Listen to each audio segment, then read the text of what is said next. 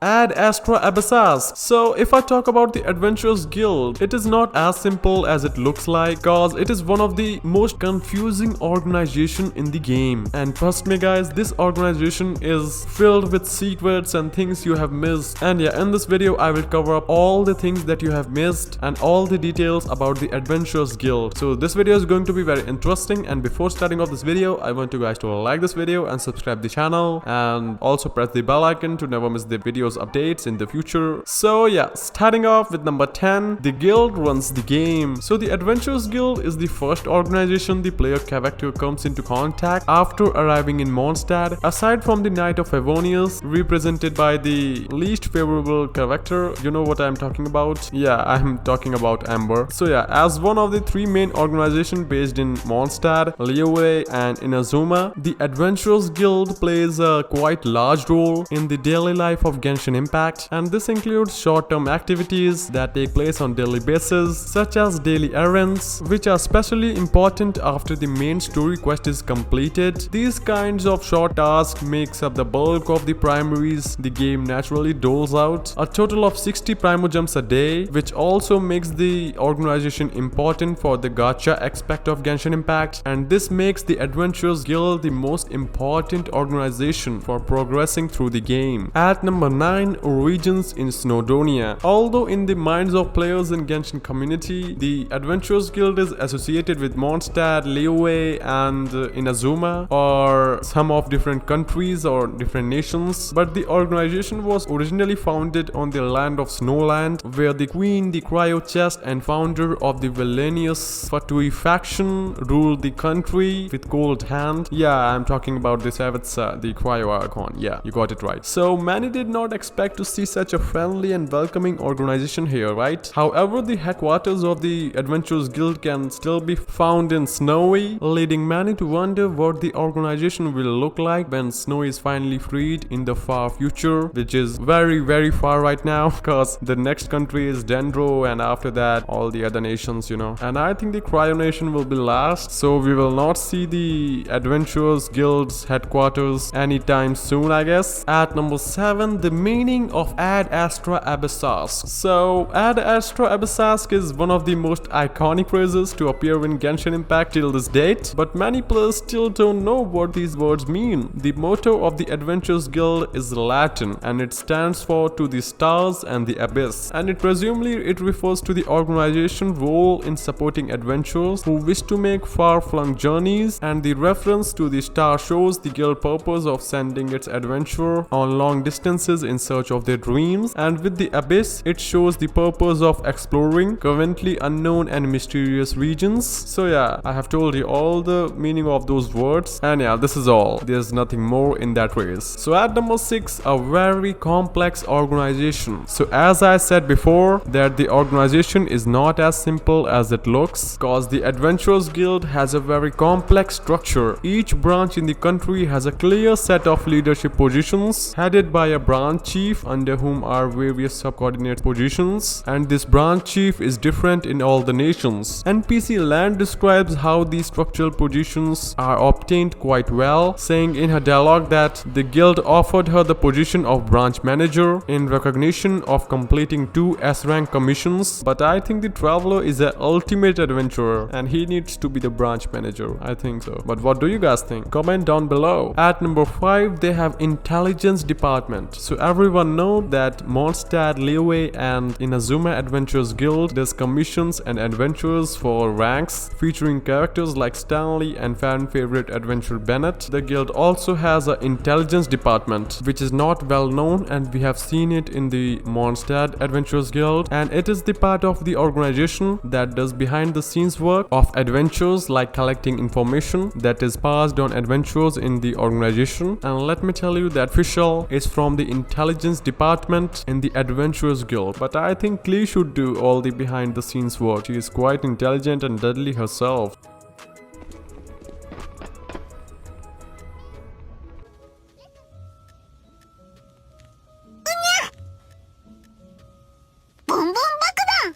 Number 4, they offer a variety of commissions. So commissions are an important part of the game in Genshin Impact, but many are not familiar with the application process itself. In general, anyone in Teyvat can apply to the Adventurers Guild. Therefore, the traveler has many different errands at his disposal, like collecting objects, clear the way, even buying gifts. However, the Adventurers Guild does not allow you to simply take on a difficult task. They have introduced a difficulty rating based on the difficulty level of the quest, from B rank to A to S.S rank. Quests are by far most difficult, in which our traveler just fits perfect. At number 3, their relationship with the Queen. So although the Adventurers Guild was formed in the Snowy, this does not mean that the organization is on good terms with the Queen of the Fatui. Yeah, I'm talking about the Sevetsa. There is much evidence to support the idea that the Adventurers Guild functions independently than other organizations in Teyvat. First of all, there's no mention that the Adventurers Guild is being regulated or subject to the Queen's order, and the Adventurers Guild also tends to be based on local membership, with leadership positions being held by Mondstadt, Liyue and Inazuma rather than by the Fatui. At number 2, there are strict rules for the adventurers. So while the Knight of Favonius are often seen as the lawmakers of Mondstadt and the Tri-Commission in Inazuma, the Adventurers Guild is a board force that enforces the rules in the domains. Like Bennett's story mentions that he is the only Mondstadt adventurer allowed to enter the domains without a party. Although Bennett's situation can be explained by his bad luck, he also gives the player insight into how the Adventurers Guild maintains security during adventures. The Adventurers Guild require each adventurer to have their own party to be entered on the guild's roster. This is done for security reasons. After all, the domains are full of dangerous abyss creatures and bandits like treasure hunters. So yeah, it is important to follow the rule if you want to be promoted in the Adventurers Guild. And finally, at number 1, Catherine has a lot of power. So however, Catherine remains the face of the Adventurers Guild for most players. As one of the first NPCs to be found in the world, Catherine sets the tone to everything in the Adventurers Guild stand for. In Bennett's case, the only reason she allowed to go on adventures is because her Catherine doesn't have the heart to exclude him from the guild's books. Also, with his conversation with Lan in Liyue, he almost immediately leads the players to Catherine because he isn't very familiar with the working of the guild. It's clear that Catherine has more influence in the Adventurers Guild than she lets on, and there are many things that proves that she is an android because she has many copies of her in every nation. So yeah, it can be possible that she is extremely powerful, but who knows? What do you guys think? Is Catherine really very powerful? Comment down below. And now, thanks for watching.